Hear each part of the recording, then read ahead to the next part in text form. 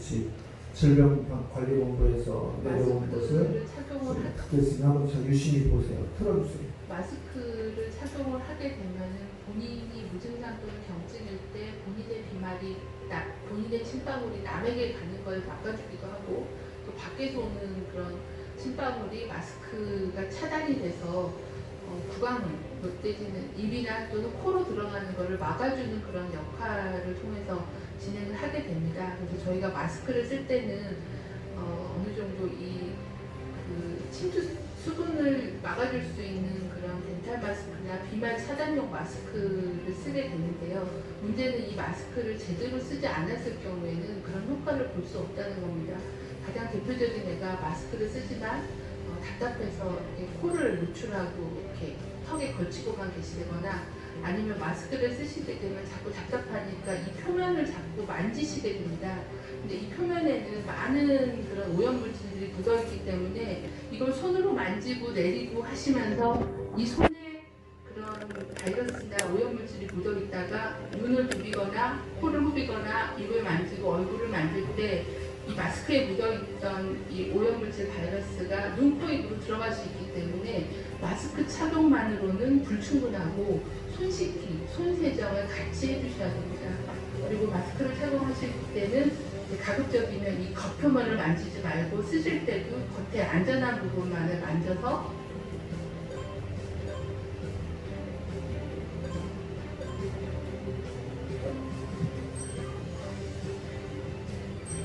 이렇게 정확하게 코를 맞게 써주셔야 되고, 벗을 때도 이 부분을 만지시지 말고 가능하면 안전한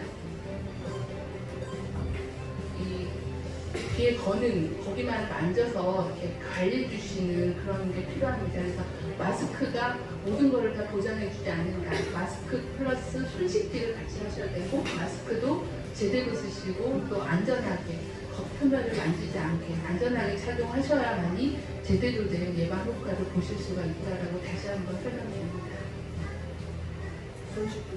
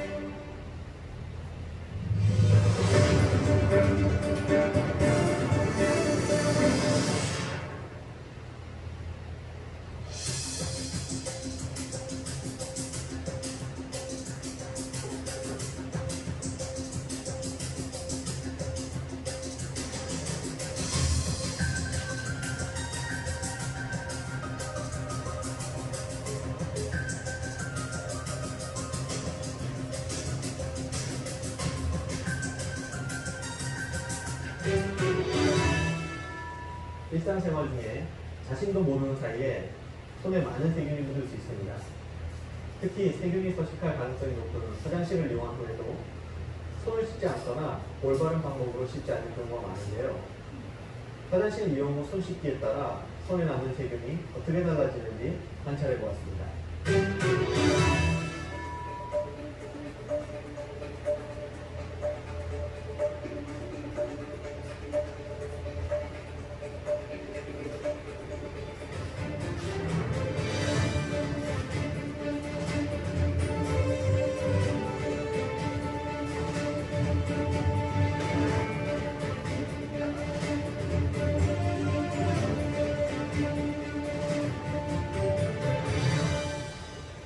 효과적인 손 씻기 방법을 알아보기 위해 3가지 실험을 진행했습니다. 먼저 물로만 씻었을 때, 그리고 비누를 사용했으나 30초 미만으로 간단히 씻었을 때, 마지막으로 충분한 비누 거품을 내어 올바른 손 씻기 6단계를 실천했을 때 손의 세균 변화를 관찰해 보았는데요. 화장실에는 여러 세균들이 존재하기 때문에 화장실을 이용한 후에는 육안으로 보았을 때도 많은 세균이 손바닥 전체에서 발견되는 것을 알 수 있습니다. 손 씻기 방법에 따른 세균의 변화를 실험해 본 결과 6단계로 30초 이상 비누 거품을 내어 꼼꼼히 씻었을 때 가장 효과적으로 거의 모든 세균이 제거되는 것을 확인할 수 있습니다. 일상생활 중 손 씻기가 반드시 필요한 또 다른 상황은 조리 전입니다. 겉으로는 깨끗해 보여서 손 씻기가 꼭 필요한지 체감하지 못할 수도 있는데요. 오염된 손을 올바른 6단계 손 씻기 방법으로 씻지 않고 음식을 만졌을 때 음식이 어떻게 오염되는지 실험해 보았습니다. 조리 시에 손을 통해 음식을 오염시킬 수 있는 대표적인 세균인 대장균으로 실험을 진행했습니다. 눈에 보이지 않지만 대장균에 오염된 손을 올바른 방법으로 씻지 않고 음식을 만지면 음식에 어떤 일이 벌어지는지 관찰해 보았습니다. 손을 씻지 않고 만진 음식에서는 불과 2시간 후부터 많은 양의 세균이 배양되는 것이 확인되었습니다. 반면에 오염된 손을 제대로 씻고 만진 음식에서는 상대적으로 적은 균을 확인할 수 있었습니다. 일상생활에서 손이 닿는 적점에는 다양한 세균이 번식할 수밖에 없습니다. 따라서 올바른 손 씻기를 습관화하는 것은 나의 건강을 지키기 위한 가장 확실한 건강 습관이 될 수 있습니다. 네. 자, 이렇게만 봐도 손 씻는 거, 마스크 쓰는 거, 그리고 자기 관리를 잘하는 거, 이거는 기본적인 요소가 됐다 이렇게 생각이 듭니다. 설교하기 전에 제가 좀 먼저 말씀을 드리면 안성에서 어제 13번 확진자가 나왔어요. 70대 여성. 오늘 11시에 14번 환자 공도에서 나왔는데 이 사람 두 사람 다 공통점이 한 사람은 사랑제일교회 집회에 참석했던 사람이에요. 한 사람은 공도 사람은 우리 제일교회 확진자와 접촉이 있었던 사람입니다. 이 공통점이 이 두 개의 공통점 교회들은 집회나 이런 걸 하면서 거리두기나 또 마스크 착용이나 위생관리에 좀 약했던 부분이 분명히 있었다라는 거예요. 제가 어제 오늘 어제 소독하고 여러분이 자리에 앉은 데다가 스티커를 다 붙이고 정부 방역 지침에 2m를 준수해라. 2m가 안 될 때는 필히 1m를 준수해라. 그래서 제가 지그재그로 여러분들 우리가 의자가 연한자들 3m 30인데 3명까지 앉을 수 있지만 2명씩 3명씩 앞뒤 지그재그로 놓은 게 그런 이유에 있다는 거예요. 그래서 다른 교회는 찬송 드릴 때는 마스크를 벗었고 또 설교 시간에도 마스크를 벗고 나가서 인사할 때 마스크 쓰고 이렇게 했다는 거예요. 그래서 우리는 예배 시간 전부터 말씀드리지만 마스크는 예배 시간 전부터 마지막까지 다 써라 라고 이렇게 불편하시더라고 얘기를 드렸었고요. 사회적 거리두기가 8월 16일 날부터 시작이 됐어요. 근데 그날 몇 명이 발생했냐면 279명이 발생했는데 사랑제일교회에서 134명, 또 우리 제일교회에서 105명. 그 수도권의 감염의 70%, 80%가 이제 생물학적으로는 교회를 통해서 나왔다. 근데 그 교회에 온 사람은 또 누군가하고 만났을 거예요. 그런데 방송에서는 교회에서부터 출발됐다 이렇게 이야기하고 있습니다. 그래서 여러분들이 열심히 철저히 잘 하셔야 될 게 뭐냐면 손 씻는 거. 교회에서 이제 손 씻는 것까지도 광고를 해야 돼요. 손 씻는데 아까 30초 이상 씻은 거와 안 씻은 차이는 엄연하게 다르고 마스크를 쓴 것과 쓰지 않은 것은 확연하게 다르다. 그리고 이제 결국은 뭐예요? 감염의 주체가 침, 비말, 그리고 손이란 말이에요. 그래서 악수도 당분간 코로나가 종식될 때까지는 안 했으면 좋겠다. 우리 굳이 한다고 그러면 우리 권기 씨가 하는 것처럼 주먹으로만 살짝 해서 반드시 또 집에 가서 이렇게 손을 잘 씻어야 된다. 우리 시설 차량도 손잡이 부분, 앉는 의자 부분, 또 어르신들이 앉는 의자 모든 것을 이렇게 방역을 하면서 하고 있는데 이 중에 어떤 사람도 걸리게 된다고 한다면 안 되니까 자기 관리를 더 철저히 했으면 좋겠다. 그래서 이 영상을 틀었고요. 당분간 이런 위생 관련된 영상은 예배 전에 낮 예배나 수요예배 때 계속 틀어서 우리 경각심을 좀 두드려야 되지 않겠느냐라는 거예요. 우리 이제 예배 설교 시작하겠습니다. 옆사람 앞사람 뒷사람에게 손을 하지 말고 사랑합니다. 축복합니다.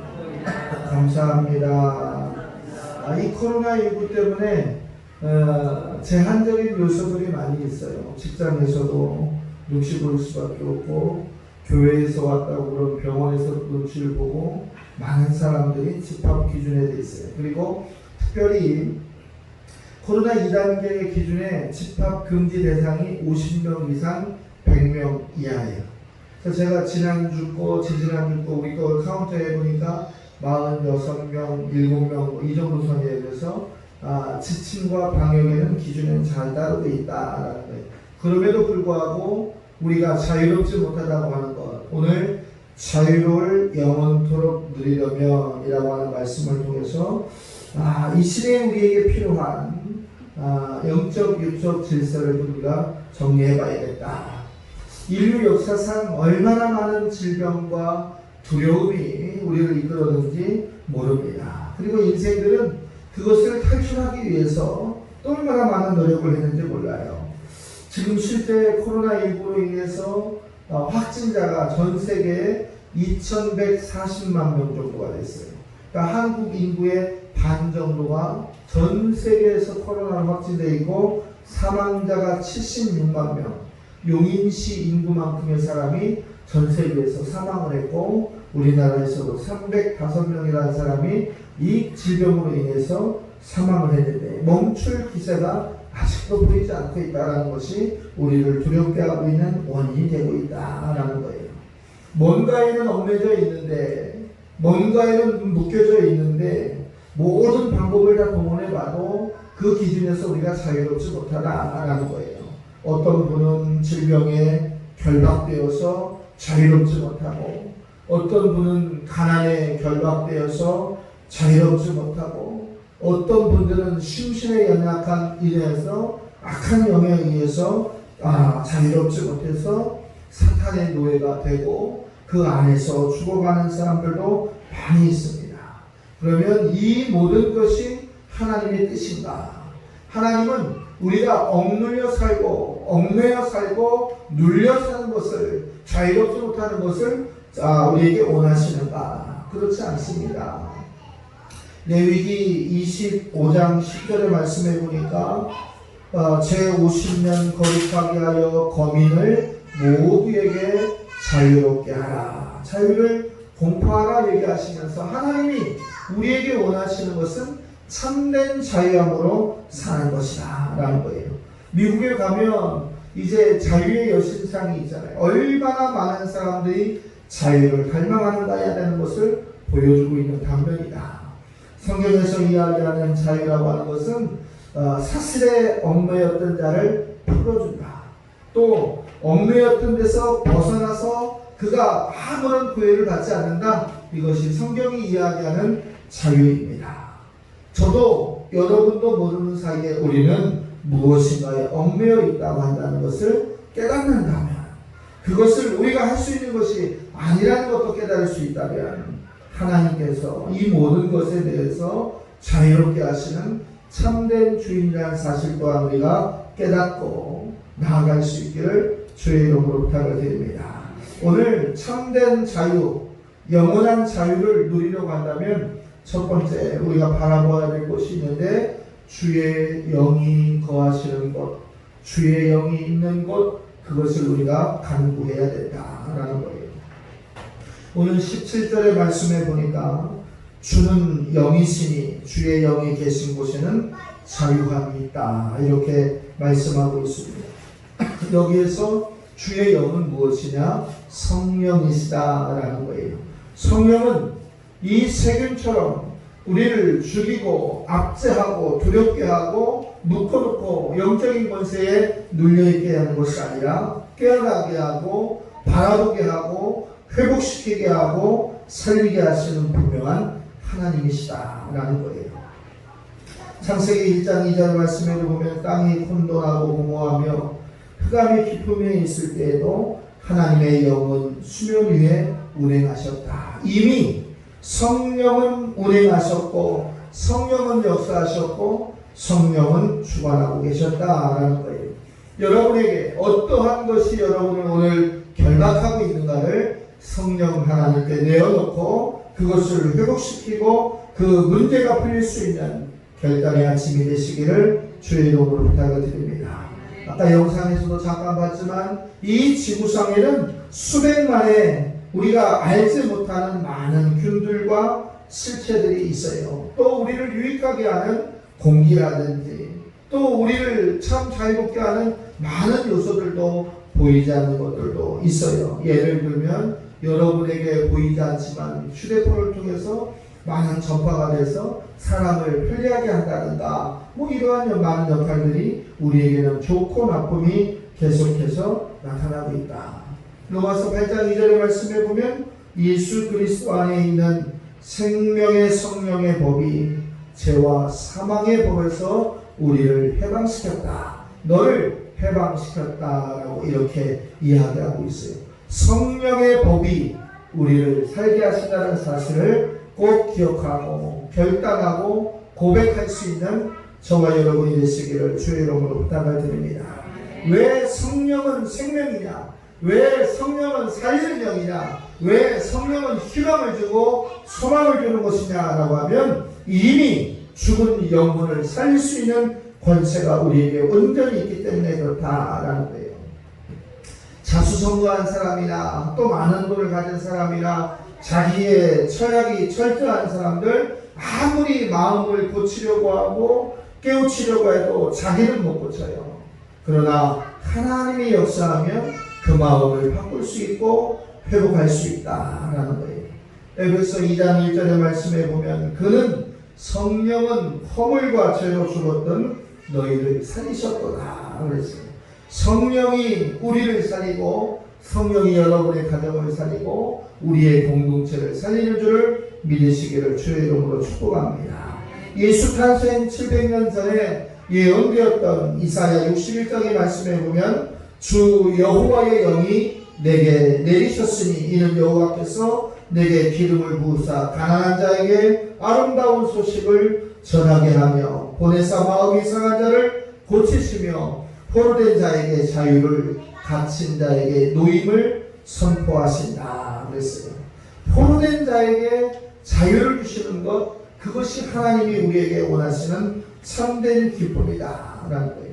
이 땅에 예수 그리스도가 오신 목적은 뭐예요? 택하심을 받은 백성들을 구원하고 택하심을 받은 백성들을 이제 자유하게 하고 영원한 천국의 소망을 갖게 하시기 위함이다 라는 거예요. 누가복음 5장 32절의 말씀에도 예수님은 말씀하고 계세요. 내가 죄인을 부르러 온 것이다 라는 거예요. 의인을 부르러 온 것이 아니라 죄인을 연약한 자를 부족한 자를 불러서 회개시키러 왔다라고 이야기하고 있어요. 수고하고 무거운 짐진 자들아 다 내게로 오라 내가 너희를 쉬게 하리라 라고 하신 주님, 오늘 성령을 통해서 예수 그리스도를 통해서 우리에게 오시고 십자가에 못 박히시고 다시 부활하시고 다시 오실 것을 이야기하신 그 주님이 우리에게 모든 것을 감당할 만한 참된 자유를 주신다는 사실을 믿고 여러분이 기쁨으로 살아갈 수 있기를 주의 이름으로 부탁을 드립니다.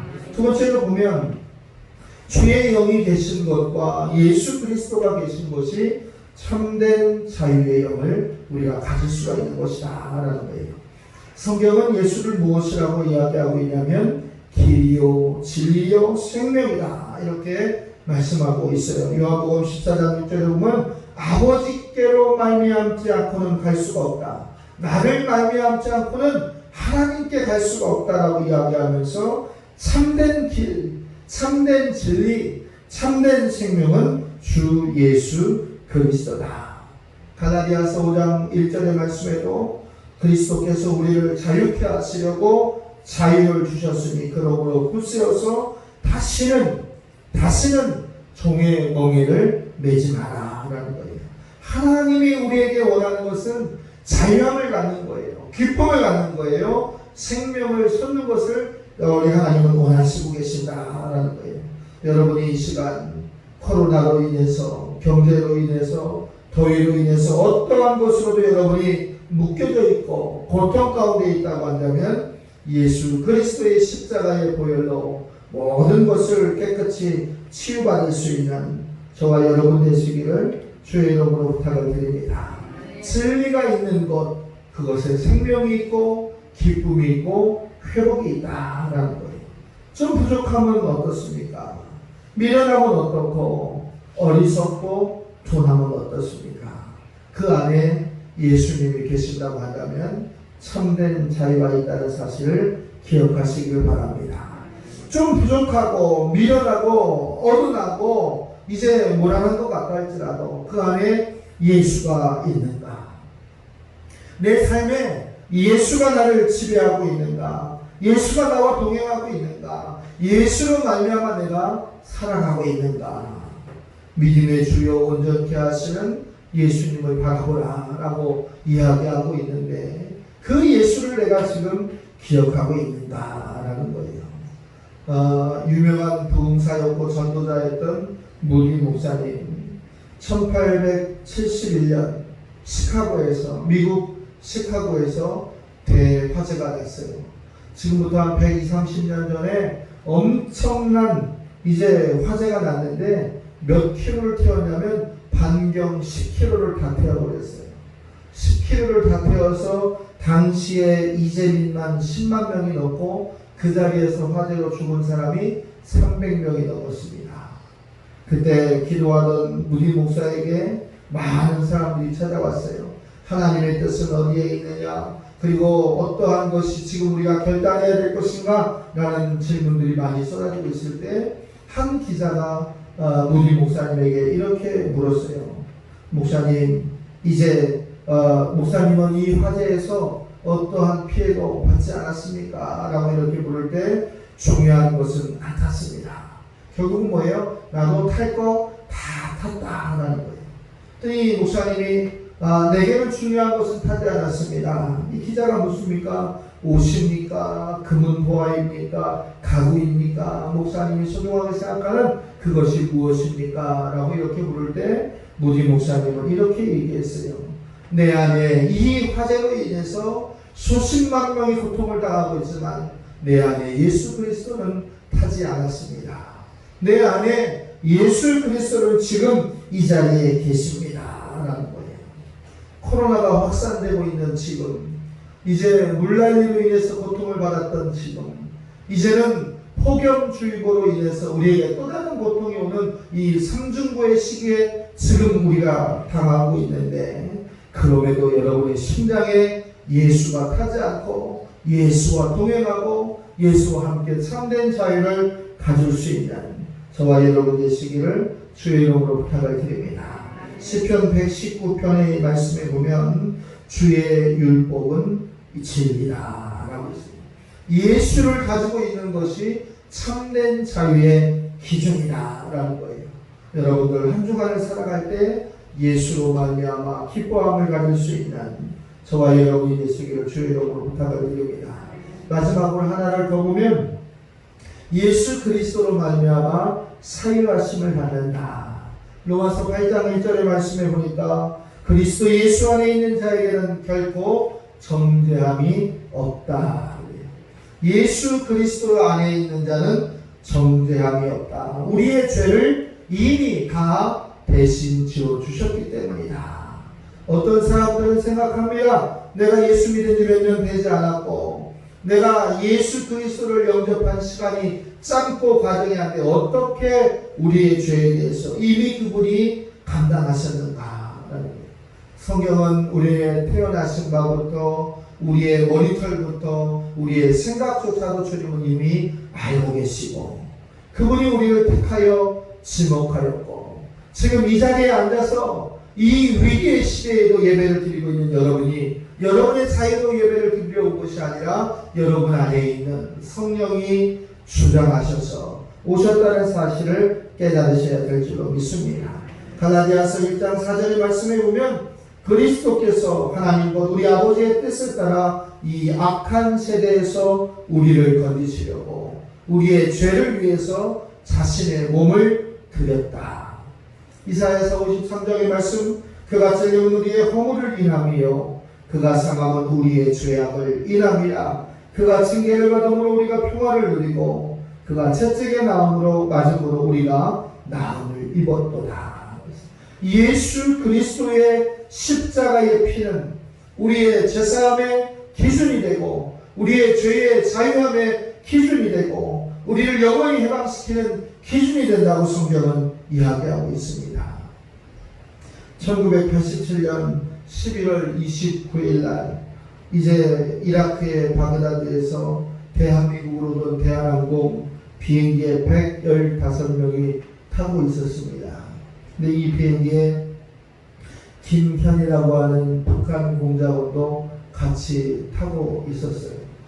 그 공작원이 타기로 했다가 이제 비행기가 출발할 때 내리면서 이 비행기는 버마 상공에서 폭발하게 됩니다. 그래서 115명이라고 하는 사람이 죽어버렸어요. 사망했어요.